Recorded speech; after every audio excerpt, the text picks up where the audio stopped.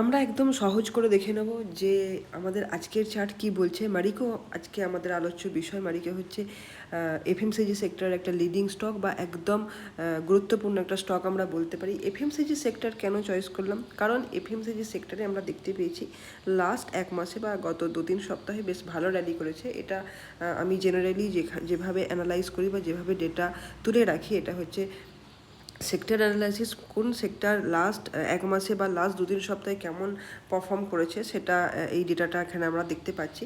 তো এখানে দেখো হাইলাইট করে রেখেছি এফএমসিজি সেক্টরকে। এফএমসিজি সেক্টর লাস্ট এক মাসে অ্যারাউন্ড 6%, 6.5%-এর মতো র্যালি দিয়েছে।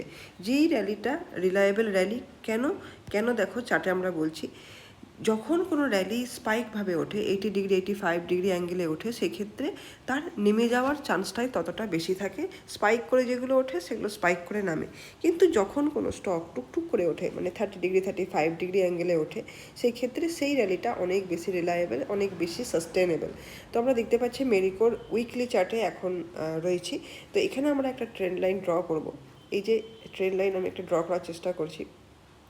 দেখো এই ট্রেন্ড লাইনকে বারবার সাপোর্ট নিয়ে স্টকটা উঠেছে বা ওঠার চেষ্টা করেছে। এটাকে আমি যদি আরও এক্সটেন্ড করি, দেখতে পাচ্ছি যে এই যে ট্রেন্ড লাইনটা একটা স্ট্রং ট্রেন্ড লাইন, এবং এই ট্রেন্ড লাইনকে বারবার সাপোর্ট নিয়ে স্টকটা ওঠার চেষ্টা করেছে বা উঠছে। এবং খুব মানে 30 ডিগ্রি আমি এটা দেখতে পাচ্ছি, অ্যারাউন্ড 30 ডিগ্রি কি 35 ডিগ্রি অ্যাঙ্গেলে এটা উঠছে, যেটা অনেক বেশি রিলায়েবল একটা র্যালি। যদি এটাকে আমরা ডেলি চার্টে নিয়ে যাই, হ্যাঁ, ডেলি চার্টে দেখতে পাচ্ছি যে উইকলি চার্টে যে অ্যানালাইজ আমি করলাম বা উইকলি চার্টে যে পিকচার আমাদের দেখালো স্টকটা, উইকলি চার্টেও কিন্তু সেটাকে অ্যালাইন করছে বা উইকলি চার্টেও কিন্তু এর কোনো অন্যথা হচ্ছে না। তো ওপরের দিকে আরেকটা ট্রেন্ড লাইন আমরা এখানে ড্র করতে পারবো ডেলি চার্টে এসে। দেখো যেটা সাপোর্ট হিসেবে কাজ করছিল, যেটা রেজিস্ট্যান্স হিসেবে কাজ করছিল, সেটা এখন সাপোর্ট হিসেবে কাজ করছে। আমি এটাকে আরেকটু অ্যাডজাস্ট করা যেতে পারে, অ্যারাউন্ড, হ্যাঁ, এভাবেও নেওয়া যেতে পারে। দেখো এই যে ট্রেন্ড লাইনটা ওপরের দিকে টানলাম না, যেটা আগে আমাদের রেজিস্ট্যান্স হিসেবে কাজ করছিল, মানে এই যে এটাকে আরেকটু অ্যাডজাস্ট করা যেতে পারে, অ্যারাউন্ড, হ্যাঁ। তো এই যে লেভেলটা আমরা দেখতে পাচ্ছি, দেখো অ্যারাউন্ড আমি বলতে পারি এপ্রিল পর্যন্ত এটা রেজিস্ট্যান্স হিসেবে কাজ করেছে, এবং এপ্রিলের 30 এপ্রিল পর এটা ব্রেকআউট দিয়েছে ওপরের দিকে, এবং ওপরের দিকে ব্রেকআউট দেওয়ার পর ওপরে যে রেজিস্ট্যান্স লাইনটা ছিল সেটা কিন্তু এখন সাপোর্ট লাইন হিসেবে কাজ করছে। কারণ এই জায়গাটা যদি আমরা একটু এঁকে দেখাতে চাই, কোথায় গেল আঁকি জিনিসগুলো, যদি আমরা এখানে একটু এঁকে দেখাতে চাই, দেখো এই জায়গাটাই কিন্তু আমরা এর যে ক্যারেক্টারটা, রেজিস্ট্যান্সের যে ক্যারেক্টারটা, সেটা চেঞ্জ হয়ে সাপোর্ট হয়ে গেল, কারণ এখানটা সাপোর্ট নিয়ে আবার ও উঠেছে।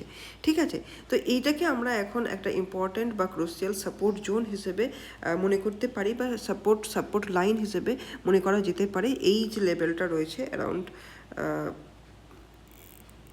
এখানে যদি আমরা একটা হরাইজেন্টাল লাইন টানতে চেষ্টা করি, 800 থেকে 825-এর যে 810 থেকে 825-এর যে লেভেলটা রয়েছে, এটা হচ্ছে একদম একটা ক্রুশিয়াল সাপোর্ট জোন বা ক্রুশিয়াল সাপোর্ট হিসেবে আমরা বলতে পারি। তার আগে ইমিডিয়েট সাপোর্ট কোথায় রয়েছে, আমাদের তো বিভিন্ন লেভেল নিয়ে কথা হয় এবং আমরা জানি মার্কেট মানি প্রবাবিলিটিস। তো এখন প্রাইস রয়েছে 870-এ। 870 থেকে যদি রিট্রেস নেয় বা নিচের দিকে নামে, সেখানে কোথায় সাপোর্ট নিতে পারে। তো প্রবাবিলিটি অনুযায়ী দেখা যাচ্ছে এই যে জায়গাটা রয়েছে, যেটা হচ্ছে 844 বা 850-এর যে লেভেলটা, এখানে একটা সাপোর্ট কিন্তু নেবার, যদি খুব সাফলি নামে এবং বড় বড় ক্যান্ডেল বানায়, সেক্ষেত্রে 840-এর কাছে ঘোরাঘুরি করে যদি ওর ওপর দিকে ওঠার থাকে, 840-এর সাপোর্ট নিয়েও কিন্তু আবার ওপর দিকে উঠবে। এরকম হবে প্যাটার্নটা যদি আমরা এঁকে দেখাই। ধরো এই যে এখানে রেড ক্যান্ডেল একটা বড়সড় বানিয়েছে, আমরা দেখতে পাচ্ছি যারা এখানে একদম উপরে এন্ট্রি নিয়েছো 890-এর কাছাকাছি, তারা এখন যে ভয়টা পাচ্ছ, তারা এখন ভাবছো যে আর কোথায় নামতে পারে, বা আমি আর কতদিন এটা হোল্ড করবো, বা কীভাবে হোল্ড করব, বা কতটা প্যানিক করা আমাদের উচিত বা উচিত না। তো দেখতে পাচ্ছি এখানে যে রেড ক্যান্ডেলটা বানিয়েছে, সেটা হচ্ছে একটা এনগালফিং রেড ক্যান্ডেল আমরা দেখতে পাচ্ছি। সরি, এটা আবার এরকম নিচ্ছে কেন, হ্যাঁ, তো এই যে এনগালফিং রেড ক্যান্ডেল মানে কি আগের যে গ্রিন ক্যান্ডেলটা বানিয়েছিল সেটাকে পুরোটা খেয়ে নিয়েছে, এগুলোকে বলে রেড এনগালফিং ক্যান্ডেল। এবং এনগালফিং ক্যান্ডেল ওপরের দিকে মানে একদম টপে বানিয়েছে, সেটা একটু কসিয়াস। কিন্তু যখন কোনো ট্রেন স্ট্রং থাকে বা ওপরের দিকে ওঠারের প্রবণতা থাকে, সেক্ষেত্রে এইগুলোকে আমাদের দেখতে হয় যে আগামী এক সপ্তাহ বা 2 সপ্তাহে কীরকম প্যাটার্ন বানাচ্ছে। যদি নিচের যেই রেজিস্ট্যান্স জোনটা, নিচের যে সাপোর্ট জোনটা, সেটাকে ব্রেক করে নিচে নামে, সেক্ষেত্রে আমাদের একটু ভয় পাওয়ার কারণ থাকবে। আদারওয়াইজ ভয় পাওয়ার কিছু নেই, কারণ এই যে সাপোর্টটা আমরা দেখতে পাচ্ছি 840-এর অ্যারাউন্ড, এটাতে একটা জোন হয়, সাপোর্ট তো একটা অ্যাকচুয়ালি জোন। তো 840-এর যে জোনটা রয়েছে সেখানে সাপোর্ট নিয়ে এইভাবে ধরো এই যে রেড ক্যান্ডেলটা বানালো, এরকমভাবে বানিয়ে এইখানে সাপোর্ট নিল, সাপোর্ট বানিয়ে হয়তো একদিন নিচের দিকে একটা স্পাইক নিল এবং তারপরে আবার দেখা যাবে ওপরের দিকে উঠছে বা এইভাবে ছোটো ছোটো। এই তো এফএমসিজি সেক্টরের র্যালি তো কোনো মানে খুব খুব মানে স্পাইক হিসেবে হয় না, জেনারেলি এটা খুব আস্তে আস্তে আস্তে আস্তে ওঠে। তো দেখতে পাচ্ছি যে এটা এর যে প্যাটার্ন রয়েছে, এইভাবে হালকা হালকা করে এখানে সাপোর্ট 840-এর যে জোনটা, এখানে সাপোর্ট নিয়ে এইভাবে উঠলে তো সেখান থেকে আবার একটা আমরা নেক্সট ওপরের দিকে যাওয়ার সম্ভাবনা, বা নেক্সট আমরা 920-র যে জোনটা রয়েছে সেটা খুলে যাওয়ার সম্ভাবনা রয়েছে। তো এই হচ্ছে কনসিকুয়েন্সেস, যে ম্যারিকো যারা ধরেছো বা ম্যারিকো যারা নেবার কথা ভাবছো, যারা এখনও এন্ট্রি করনি, সেক্ষেত্রে তারা একটু ওয়েট করে যাও।